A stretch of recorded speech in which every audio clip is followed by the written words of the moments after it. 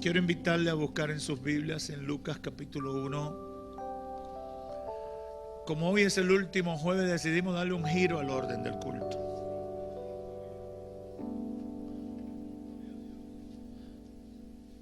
Damos la bienvenida a todos los que nos visitan, a los amigos que están en medio nuestro. Queremos decirle que nos sentimos bien con su presencia aquí y queremos que la bendición de Dios sea para ustedes en esta noche. Le deseamos feliz Navidad con Cristo, porque los cristianos decimos feliz Navidad con Cristo, porque Cristo es el centro de la Navidad. Si sacan a Cristo no hay Navidad, todo lo otro es buche y pluma. Gloria a Dios. Lucas capítulo 1.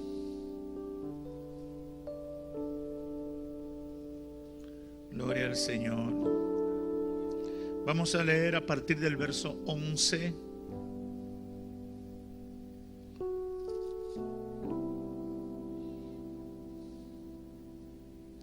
Dice la Escritura: y se le apareció un ángel del Señor puesto en pie a la derecha del altar del incienso, y se turbó Zacarías al verle, y le sobrecogió temor. Pero el ángel le dijo: Zacarías, no temas, porque tu oración ha sido oída, y tu mujer Elizabeth te dará a luz un hijo, y llamarás su nombre Juan, y tendrás gozo y alegría, y muchos se regocijarán de su nacimiento, porque será grande delante de Dios. No beberá vino ni sidra, y será lleno del Espíritu Santo aún desde el vientre de su madre. Y hará que muchos de los hijos de Israel se conviertan al Señor, Dios de ellos. E irá delante de él con el espíritu y el poder de Elías, para hacer volver los corazones de los padres a los hijos y de los rebeldes a la prudencia de los justos, para preparar al Señor un pueblo bien dispuesto. Amén. Pueden sentarse.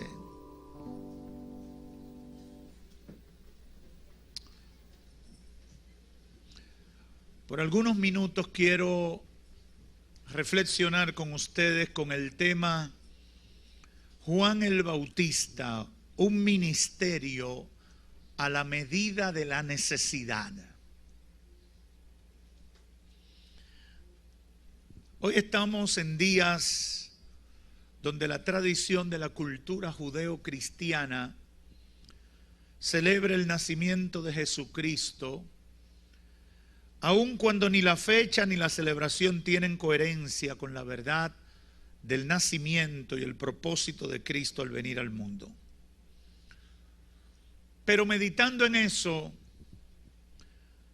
y observar el panorama que vive la humanidad, sobre todo que en esta época del año se hacen resumen noticioso de los hechos, de las cosas que han acontecido y que han impactado en el mundo y de manera particular en nuestro país, nos damos cuenta al meditar en todas estas cosas de la falta de esperanza que tiene la gente en el porvenir, en la solución de los problemas, y el temor que se genera en mucha gente al pensar en la gravedad de los males sociales, de las injusticias y de toda esta actitud negativa de rechazo y ofensiva en algunos lugares contra los principios y los valores cristianos.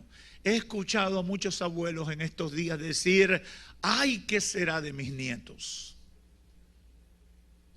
Ay, ¿qué serán de mis hijos?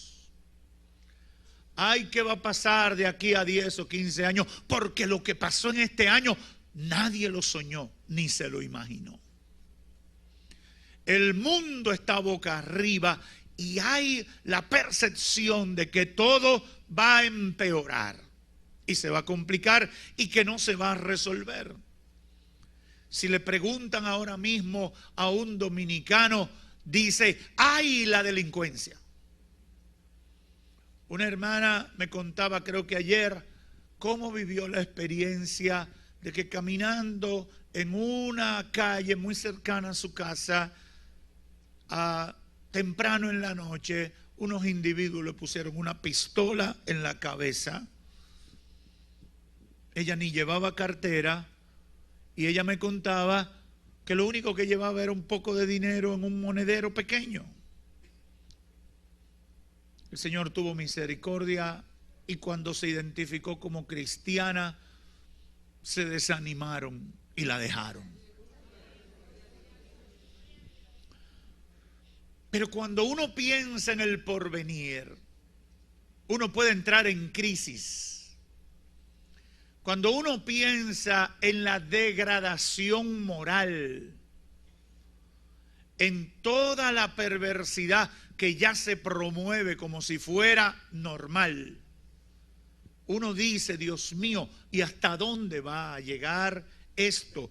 Y por eso, cuando hacemos un análisis de los hechos y de la perspectiva en el porvenir, podemos entrar en tribulación y grandes preocupaciones. Y al meditar en esto, el Espíritu Santo puso en mi corazón hablar del modelo de ministerio de Juan el Bautista, predecesor del ministerio de Cristo, y quien llamó mi atención, o el Espíritu Santo llamó mi atención para comparar la circunstancia y las características del ministerio de Juan el Bautista como precursor del advenimiento de Cristo y el papel de nosotros como iglesia como precursores de la segunda venida de Cristo. Creo que ese ejercicio nos lleva a reflexionar sobre el tipo de ministerio que se necesita hoy y tener conciencia de que probablemente somos la generación que antecederá a la segunda venida de Cristo. Ya no como un niño que nació en un pesebre, sino como Rey de Reyes y Señor de Señores. ¿Cuántos creen y están esperando eso? A partir de eso, el Espíritu Santo me ha dado esta palabra de esperanza y a la vez de alerta para la iglesia en cuanto a su misión y para la gente en cuanto al llamado de Dios para su vida. Para ello contestaremos 3 preguntas básicamente. Número 1, ¿cuál era la situación social, política y espiritual del tiempo en que Dios levantó a Juan el Bautista? Número 2, ¿cuáles fueron las características de su mensaje y su ministerio? Y número 3, ¿cuál fue el resultado? Porque al pensar y meditar en eso, puede quedar muy definido cuál es la demanda, cuál es la necesidad de nosotros como iglesia hoy en día y de nosotros como individuos portadores del mensaje del Evangelio. Quiero comenzar con la primera. ¿Cuál era la situación social, política y espiritual del tiempo en que Dios levanta a Juan el Bautista? El mundo que precedió a la llegada del niño Jesús, ese mundo era un mundo dominado por el Imperio Romano. Un imperio que con su fuerza, dice la historia, había llegado para dominar al mundo, llevándose de encuentro los pueblos, sus creencias, sus sueños, su cultura, sus esperanzas. Me encontré con un dato histórico que no sabía, pero me llamó mucho la atención, que el Imperio Romano, para dominar toda esa zona del Medio Oriente, donde está Israel, donde está Jordania hoy en día, todo lo que era ese perímetro o ese perímetro que algunos le llaman Palestina hoy en día. Todo eso, ellos lo único que hicieron fue sitiar todo ese entorno, es decir, cortarle el suministro por 6 meses y se sentaron a esperar que ellos pidieran cacao. Cuando digo pidieran cacao, para el que es extranjero, para que ellos se rindieran. Porque ni siquiera quisieron pelear con ellos. Es como cuando usted tiene un enemigo tan débil que usted le dice, tírame, que yo cojo lo que tú me tires, porque usted sabe que cuando le tire ahí se destruye. Así fue el imperio romano. Llegó para arrasar con pueblos, para arrasar con sus creencias, para arrasar con sus sueños, para arrasar con su cultura, sus esperanzas. Encima de eso y en el aspecto espiritual, Dios había hecho silencio. Y por casi 400 años no hubo profeta ni señal nueva de Dios para su pueblo. Eso es lo que se conoce como el período intertestamentario, ese silencio entre el Antiguo y el Nuevo Testamento. Casi 400 años no hubo profeta, no hubo señal de Dios, lo que obligatoriamente produjo crisis y muerte espiritual. Los que hablaban en nombre de Dios en su mayoría no tenían autoridad espiritual en ese momento. Y su mensaje era insípido, sin sustancia, solo eran grupúsculos de religiosos que estaban en todo menos en los que debían estar. Consecuentemente con eso y siguiendo la descripción del panorama en que llega Juan el Bautista, habían guerras, habían enfermedades, había pobreza, había falsedad, había injusticia y corrupción. Una situación muy similar al mundo de hoy. Y sorprendentemente en ese panorama, Dios tenía una respuesta preparada para el mundo. Dios tenía una respuesta y era definida en un hecho que había sido profetizado siglos atrás. Y era el inicio del plan transformador y redentor de la humanidad a través del nacimiento como hombre de su Hijo Jesucristo. Hay una expresión muy evangélica que yo he escuchado hace muchos años, que quizás casi no se menciona hoy, pero que muchos evangélicos la conocen.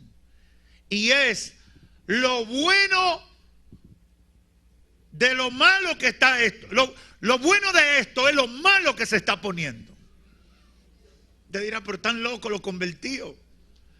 El problema es, o la razón es, que para nosotros lo complicada de la situación da una advertencia. El panorama, la atmósfera que estamos viviendo nos da un aviso. Dios se va a manifestar. Y el cumplimiento profético de lo que Cristo va a hacer en la humanidad está a la puerta. Como pasó en ese ambiente que precedió a la llegada de Juan el Bautista. La segunda pregunta que quiero contestar es sobre cuáles fueron las características del mensaje y el ministerio. Lo primero que hemos tratado es la atmósfera. El ambiente político y social, un ambiente dominado por un imperio opresor que domina el mundo, crisis de todo tipo, mucha corrupción, muchos militares abusando, porque el jefe del gobierno estaba lejísimo. Y los que estaban gobernando por ahí se daban banquete. Nadie tenía identidad porque había un imperio extranjero. Era un clima incómodo, difícil y frustratorio. Ahora, la segunda pregunta es característica. ¿Cuáles eran las características del mensaje y el ministerio de Juan el Bautista cuando llega a la tierra? Era primo carnal de Jesús y 6 meses mayor que Cristo. Y llega señalando o señalado por Dios para ser el precursor de su Hijo en la tierra, de acuerdo a los versos que leímos al principio, 11 al 17 de Lucas. Zacarías, su padre, estaba sirviendo en el templo y tiene una experiencia al llegar al lugar santo. Un ángel de Dios se le aparece. Se turba porque nadie que se le aparezca un ángel se queda tranquilo. Todo el que vive una experiencia de esa naturaleza es impactado. Zacarías tenía toda su vida pidiendo un hijo junto a su esposa Elizabeth y nunca había recibido la respuesta. Ya eran viejos. Y el ángel se le aparece, como leíamos al principio, y le dice: Zacarías, no temas, porque tu oración ha sido oída y tu mujer te dará a luz un hijo y llamará su nombre Juan. Son de los pocos nombres que hay en la Biblia que Dios ha puesto. Por eso yo le digo a la gente: ponle a tus hijos Juan. Porque esos son de los nombres que Dios puso. Aleluya. Esos son de los nombres que Dios puso. Por tanto, son nombres importantes. Y tendrás gozo y alegría, y muchos se regocijarán de su nacimiento. Y le da todos los detalles. Pero lo que más me llama la atención y tiene que ver con la respuesta a la segunda pregunta sobre la característica de su ministerio es lo que dice a partir del verso 16. Ese muchachito que tú vas a tener, Zacarías, va a desarrollar un ministerio como precesor o precursor de la venida del niño Dios. Pero escuche las características. Verso 16. Y hará que muchos de los hijos de Israel se conviertan al Señor Dios de ellos. E irá delante de él, del pueblo, con el espíritu y el poder de Elías. Aleluya. Usted sabe cómo conocían a Elías: el profeta de fuego, el hombre que hacía llover agua y fuego. Aleluya.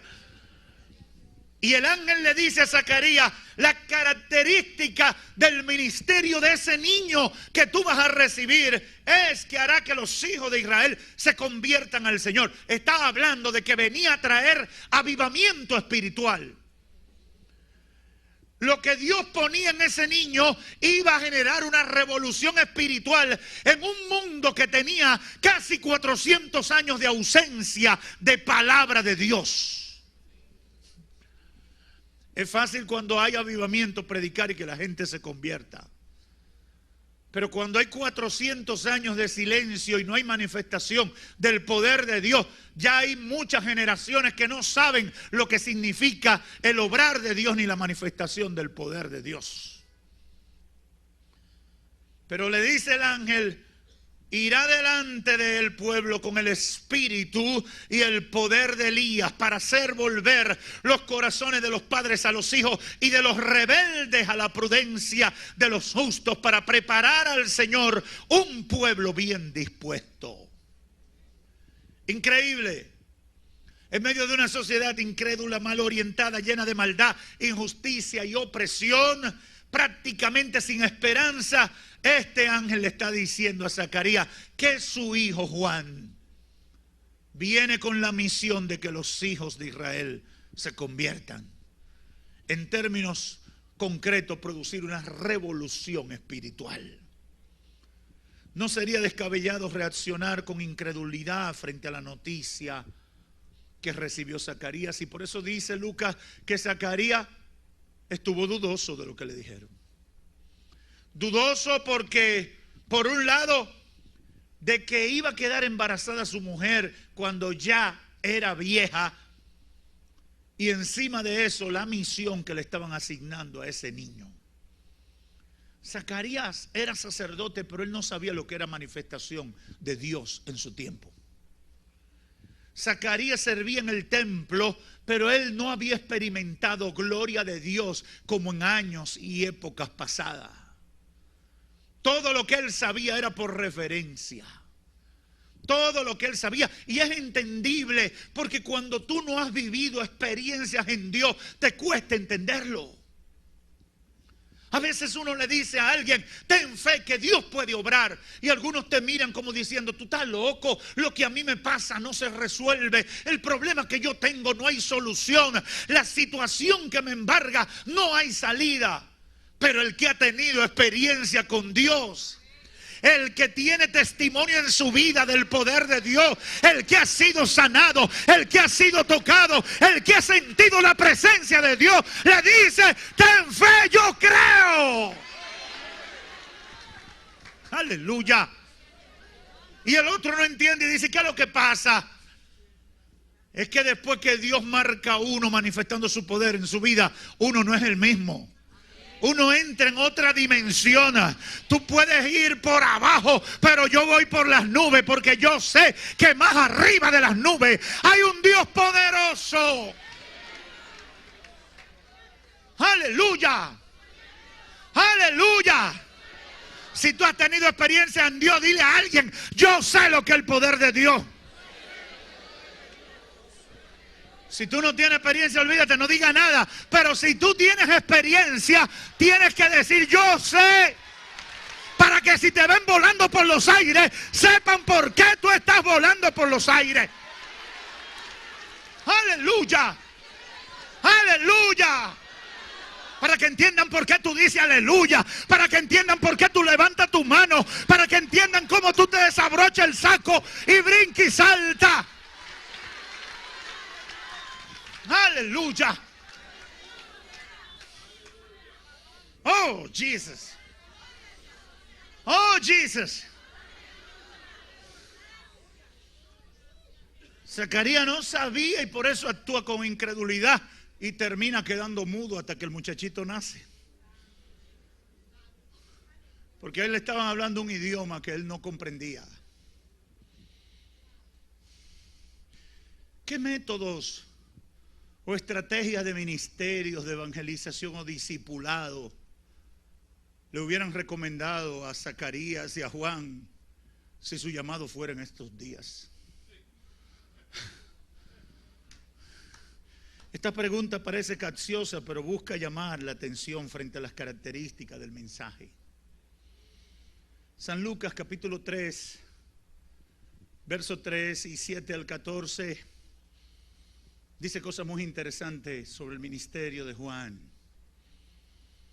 Dice la escritura, y él fue por toda la región contigua al Jordán, predicando el bautismo del arrepentimiento para perdón de pecados. Verso 7, y decía a las multitudes, anote, multitudes. Y decía a las multitudes, subraye, multitudes, no era tres gatos. Y decía a las multitudes que salían para ser bautizadas por él. Oiga, qué piropo le decía. Oh, generación de víboras.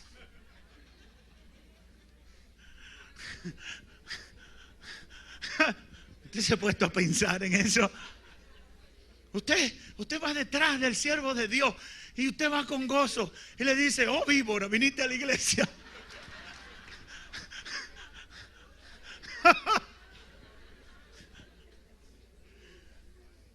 Y decía a las multitudes que salían para ser bautizadas por él, oh generación de víbora, ¿quién los enseñó a huir de la ira venidera?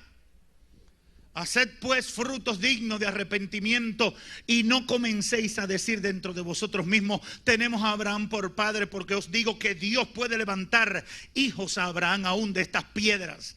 Y ya también, oiga el otro detalle, piropo, verso 9, y ya también el hacha está puesta a la raíz de los árboles. Por tanto, todo árbol que no da buen fruto se corta y se echa en el fuego. Lo que le está diciendo, y los que están siguiendo a Dios, tienen el hacha puesta.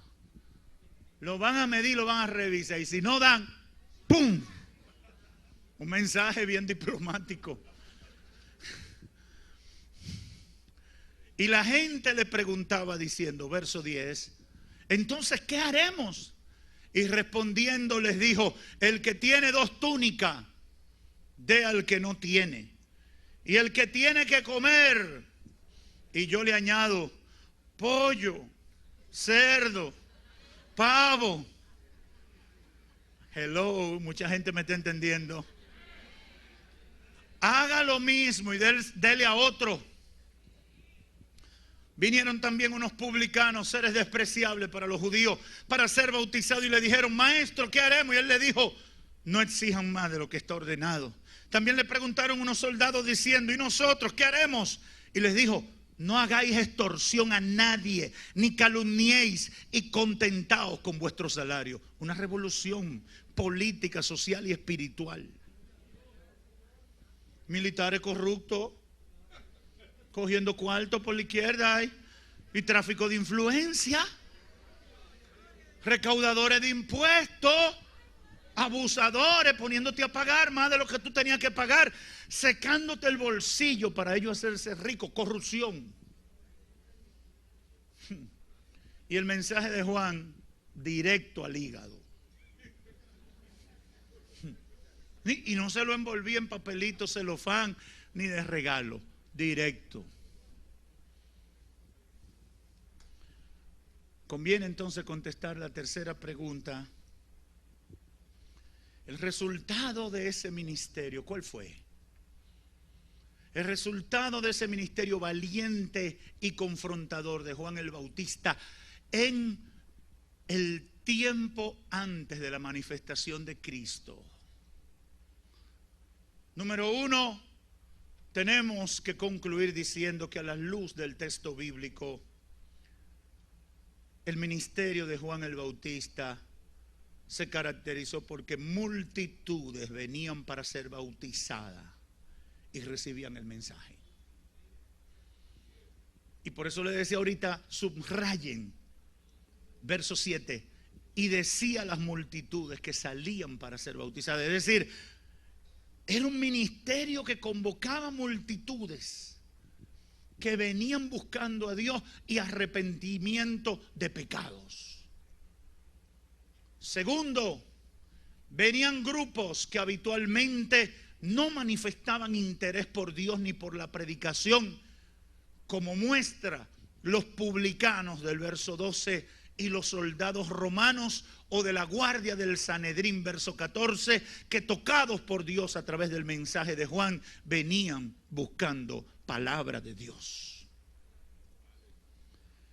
Número 3,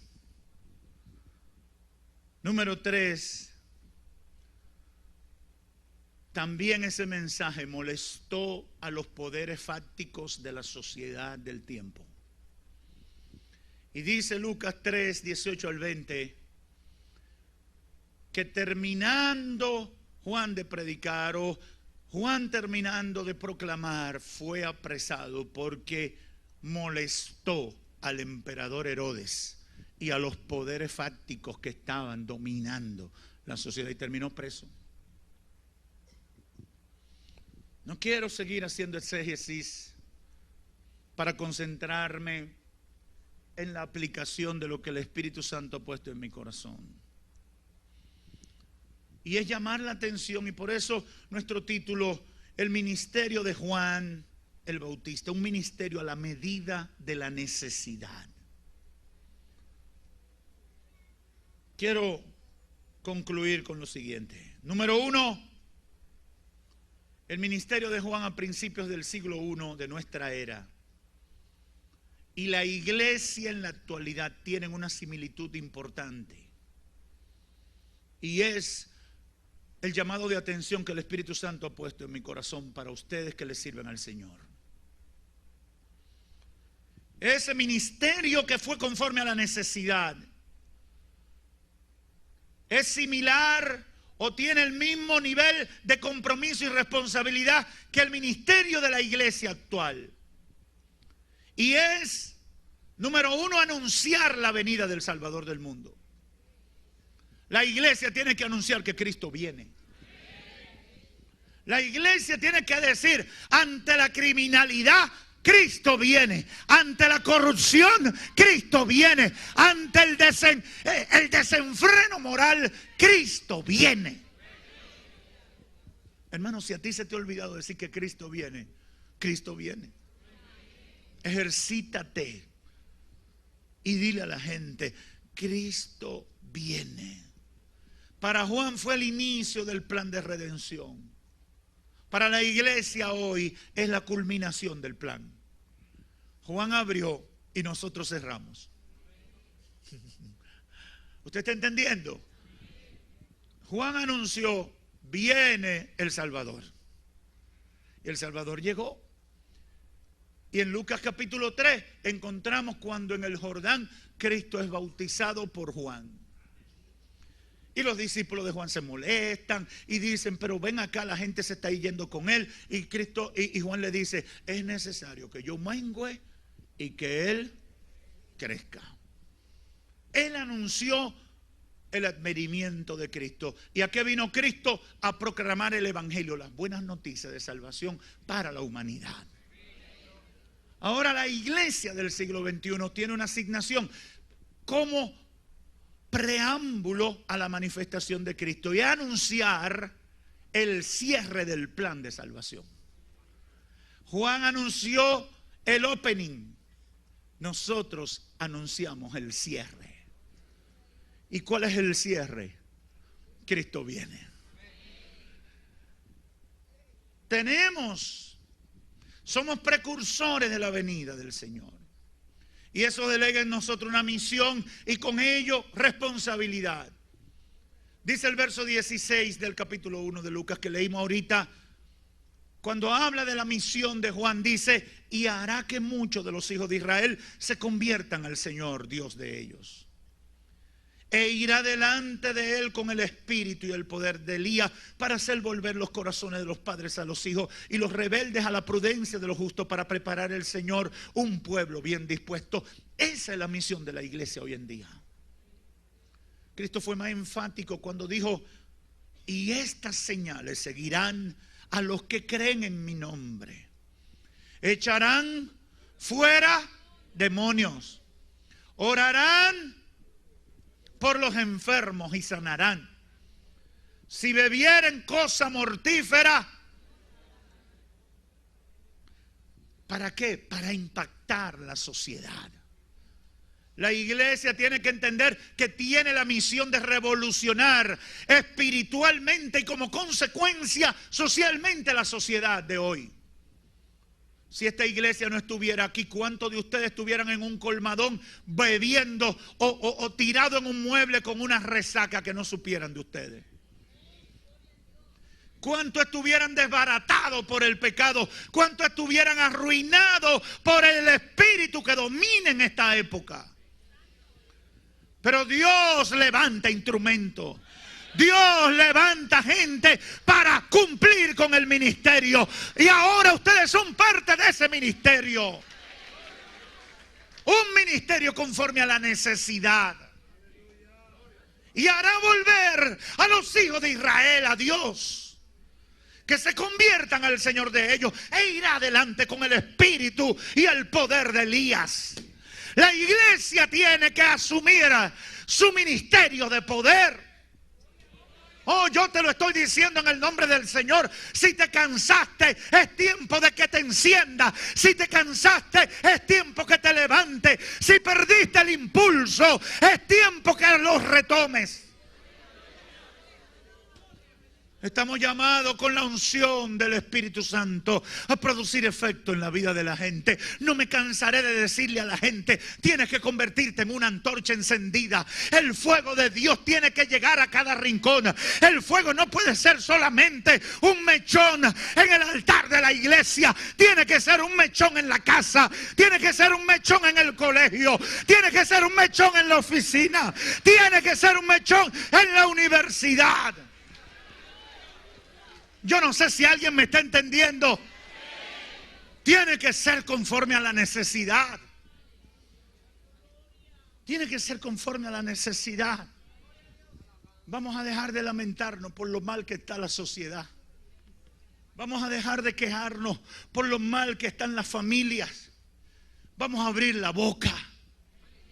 Vamos a decirle, aunque te digan como le dijeron a Juan y como fue tipificado, la voz del que clama en el desierto. Van a decir, ya no hables, pero tú dirás, yo soy la voz que clama en el desierto. Yo soy la voz profética para este tiempo y para esta familia.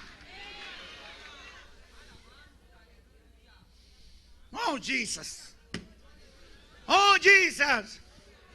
Y hará que muchos de los hijos se conviertan al Señor. E irá adelante con el espíritu y el poder de Elías. Yo quiero ver mujeres con el espíritu y el poder de Elías. Yo quiero ver mujeres que le metan fuego a su casa. Que hagan caer la gloria de Dios sobre su casa. Yo quiero ver mujeres llenas del poder de Dios, llenas del Espíritu Santo, que lleven unción y poder.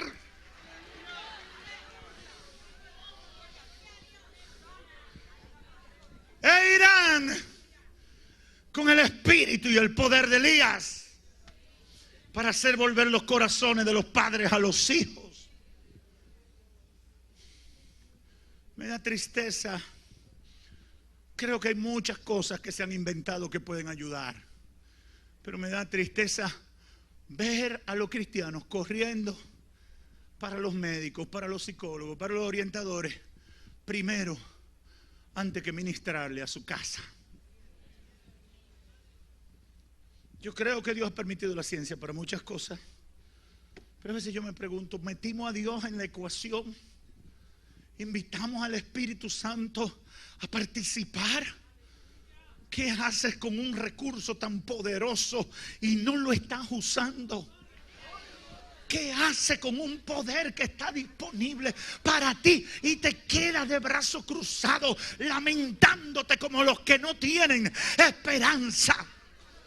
Yo estoy aquí como instrumento de Dios para decirte, es tiempo que te levantes con el espíritu y el poder de Elías para hacer volver los corazones, para hacer volver los padres a los hijos y los rebeldes a la prudencia.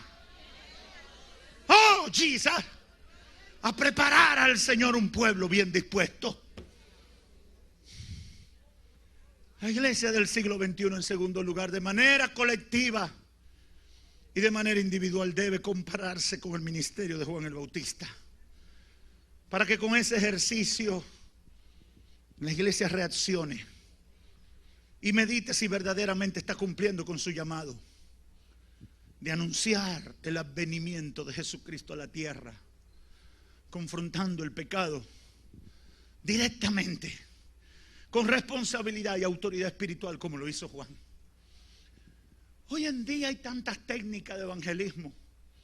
Hoy en día hay tanta gente interpretando y reinterpretando el evangelio que uno se queda anonadado. ¿Cuántas técnicas para engañar a la gente? A la gente hay que decirle claro: arrepiéntete de tu pecado. Te amamos, Dios te ama, pero tienes que arrepentirte de tu pecado. Estás mal. Porque vivimos en un mundo que no quiere enfrentar la realidad de la maldad. Un tipo viene, coge un rifle y mata 50 y después se declara loco y hay que analizar a ver si él estaba en su juicio. Y después descubren que su tatarabuelo, cuando él estaba en la barriga, cogió un pique con él y lo deformó emocionalmente. Y el tatarabuelo hace tiempo que murió, entonces ya él no es culpable, sino el tatarabuelo que cogió un pique con el muchachito, con la barriga del muchachito. Entonces hay que soltarlo. Él mató 50, pero él no es el pobre infeliz, una víctima. ¿Usted está entendiendo qué sociedad que estamos viviendo? Porque la gente no quiere asumir su responsabilidad. El ministerio de Juan se caracterizó porque le decía a la gente: no me venga con güere güere, víbora, conviértete. Yo sé que la gente Y este loco, este abusador, mira lo que me está diciendo. Pero cuando tú dices eso con compromiso, con amor sincero y guiado por el Espíritu Santo, ese corazón va a reaccionar. Porque Dios te va a respaldar y va a entender que lo que hay es una demanda de amor urgente para que salga del atolladero donde el diablo te ha metido y puedas alcanzar salvación y vida eterna. ¡Aleluya! ¡Aleluya!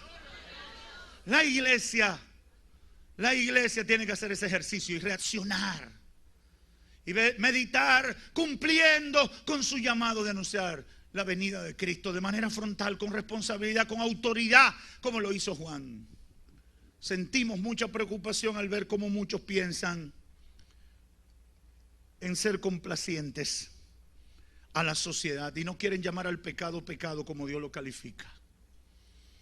Otros diluyen la fe aferrándose a la apostasía del tiempo final y convierten las iglesias en grupos sociales, en grupos de filósofos, en grupos que más parecen logias o clubes antes que centro de adoración y predicación del evangelio liberador de Jesucristo. Yo no puedo venir a decirle a la gente: tira 3 patas a la derecha y 3 patas a la izquierda, di 3 guay guay y ya tú eres nuevo. Pero ahora hay iglesias que enseñan más a bailar. Yo quiero ver un demonio saliendo con... ¿Usted cree que va a salir un demonio que tú vengas y que... ¿Usted cree que un demonio? El demonio va a hacer la misma musaraña que tú estás haciendo y después te va a decir: ¿qué más? Lo que el mundo necesita es poder de Dios. Lo que el mundo necesita es poder de Dios. Que los demonios tengan que chillar: ¡guay! Me voy porque aquí hay poder de Dios. Suelto esta vida. La gente quiere ver poder de Dios. La sociedad necesita el poder de Dios. La gente está necesitada. Me sorprendo ver gente cristiana apoyando, hasta dar la vida por gobernantes, políticos, filósofos y líderes de opinión que tienen un mensaje contrario a la palabra de Dios. Me sorprende ver cristianos siguiendo y apoyando gente que tiene un mensaje contrario a la palabra, que apoyan el aborto y que apoyan la homosexualidad, para mencionar 2 casos. Hoy me sorprendí cuando vi una noticia que eligieron por 9º año consecutivo la revista, no sé si fue la revista Time o National Digest, algo así, 9 años consecutivos eligiendo como la personalidad del año al expresidente Barack Obama, la persona más influyente, más admirada. Y el mérito de ese señor es promover el aborto, promover la homosexualidad y promover el anticristianismo. Pero en ese grupo hay millares, por no decir millones, de gente que se identifica como cristiano. No puedo entender eso. No puedo. ¿Cómo me puedo identificar con un político, como un comentarista, con un productor de televisión, con una película que promueva antivalores cristianos, yo diciendo que le sirvo al Señor? ¿Qué haría Juan el Bautista en este contexto?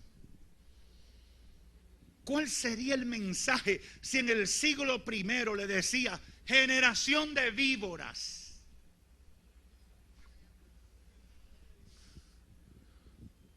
La iglesia del siglo XXI tiene que trazar la línea. Este es el tiempo de las definiciones. Estamos en el tiempo que la gente quiere estar con el Dios y con el diablo. Y eso no se puede. O estás con Dios o estás con el diablo. La Biblia dice, el que no es conmigo, dice el Señor, contra mí es. Yo no sé cuánto están a favor de Dios, pero si tú estás a favor de Dios, tienes que estar en contra del diablo. Aleluya. Aleluya.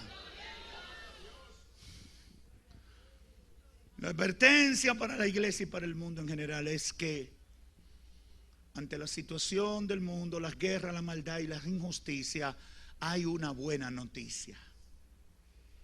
Cristo vuelve. Jesus coming back. Cristo vuelve. Y viene para sacar a su pueblo de este sistema corrompido. Y hacer justicia contra los hombres malvados que son los responsables de la injusticia, la pobreza y la maldad.